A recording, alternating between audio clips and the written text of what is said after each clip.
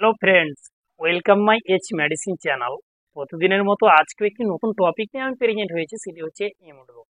আমরা জানবো এই ইমিউন রোগটি কি, এটিকে কোন কন্ডিশনে ডাক্তারবাবুরা দিয়ে থাকে এবং কাদেরকে দিয়ে থাকে, তার ইউজ কি এবং তার ডোজ কি, তার সাইড ইফেক্ট কি রয়েছে, এই বিষয়গুলো আজকে এই ভিডিওর মধ্যে আমি আলোচনা করব। তার আগে আপনাদের কাছে রিকোয়েস্ট, আপনারা এইচ মেডিসিন চ্যানেলে নতুন হয়ে থাকেন তাহলে এইচ মেডিসিন চ্যানেলকে সাবস্ক্রাইব করে দিন, পাশে থাকা বেল আইকনটিকে প্রেস করে দিন, অল নোটিফিকেশন অন করে দিন সবার আগে ভিডিও পাওয়ার জন্য।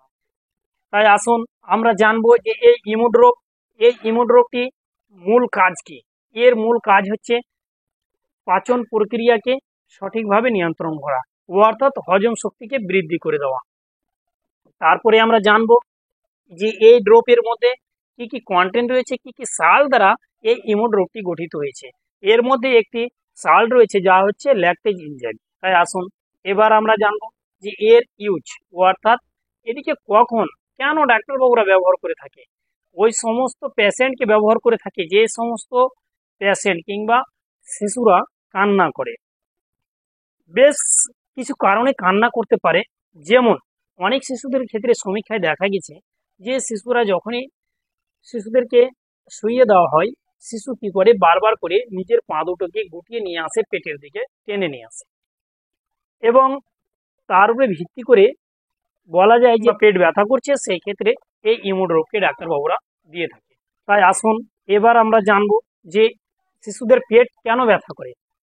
শিশুদের পেট ব্যথা করার বেশ কয়েকটি কারণ। যেমন একটি কারণ হচ্ছে শিশু জন্মের পরে অপরিণত পাচনতন্ত্র, অর্থাৎ এই অপরিণত পাচনতন্ত্র হওয়ার কারণে সঠিকভাবে ল্যাকটেজ এনজাইম উৎপাদন হয় না। সেই ক্ষেত্রে এই ল্যাকটোজকে হজম করতে পারছে না, সেই ক্ষেত্রেই শিশুদের পেটে ব্যথা আসে এবং শিশু কান্না করতে থাকে। এছাড়া শিশু কান্না করে থাকে যেমন অনেক সময় বাচ্চা মায়ের দুধ খাওয়ার 30 থেকে 40 মিনিট পরে কান্না করে, কিংবা মায়ের দুধ কিংবা বাইরের কোনো পণ্য, সেই দই হোক কিংবা চিজ হোক, যে কোনো পণ্য খাওয়ার পরে সেই আধ ঘন্টা পরে কিংবা 30 থেকে 40 মিনিট পরে সেই বাচ্চা কি করে কান্না করে। কান্না কেন করে? যে এই জিনিস যখনই সে খায় তখন কি হয়ে যায়, তার পেটের মধ্যে গ্যাস হয়ে যায় কিংবা পেট ফুলে যায়, কিংবা বাচ্চার পেটে খিঁচুনি ধরে কিংবা পেট ব্যথা করে, সেই ক্ষেত্রে শিশু কান্না করতে থাকে। এবং এই সমস্ত ডিজিজ কিংবা এই সমস্ত লক্ষণগুলোকে নির্ণয় করে ডাক্তারবাবুরা এই ইমিউন রোগকে প্রেসক্রাইব করে থাকে। তারপরে আসুন এবার আমরা জানি যে এই ইমিউন রোগের ডোজটি কি রয়েছে। এর ডোজ হচ্ছে যে সমস্ত শিশুদের বয়স 1 দিন থেকে নিয়ে 5 মাসের মধ্যে, তারা 3 থেকে 4 ফোঁটা করে দিনে 3 থেকে 4 বার সেই 1 চামচ মায়ের দুধের সঙ্গে সে খাওয়াবে দিনে 3 থেকে 4 বার। যে সমস্ত শিশুদের বয়স 6 মাস থেকে 1 বছরের মধ্যে, সেই সব শিশুদের ক্ষেত্রে সেই 4 থেকে 6 ফোঁটা করে দিনে 3 থেকে 4 বার 1 চামচ মায়ের বুকের দুধের সঙ্গে সে খাওয়াতে হবে।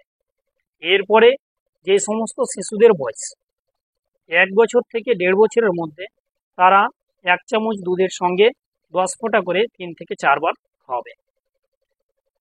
তারপরে এই ছাড়া দেখা গেছে যে অনেক মায়েদের দুধ হয় না, সেই ক্ষেত্রে তার করণীয় কিছু বাচ্চাকে খাওয়াচ্ছেন, সে ল্যাকটোজেন হতে পারে বা আর দুধ জাতীয় আর অন্যান্য কোনো জিনিস হতে পারে।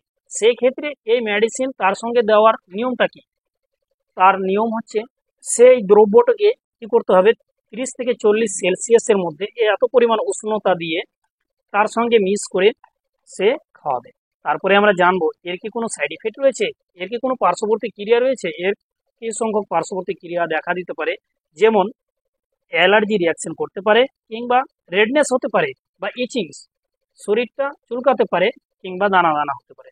তাই আপনাদের কাছে রিকোয়েস্ট, আপনারা যখনই কোনো মেডিসিন ব্যবহার করবেন ডাক্তারের পরামর্শ নেবেন, তারপরেই ব্যবহার করবেন। ভালো থাকুন, সুস্থ থাকুন। আসি পরে ভিডিও আবার দেখা।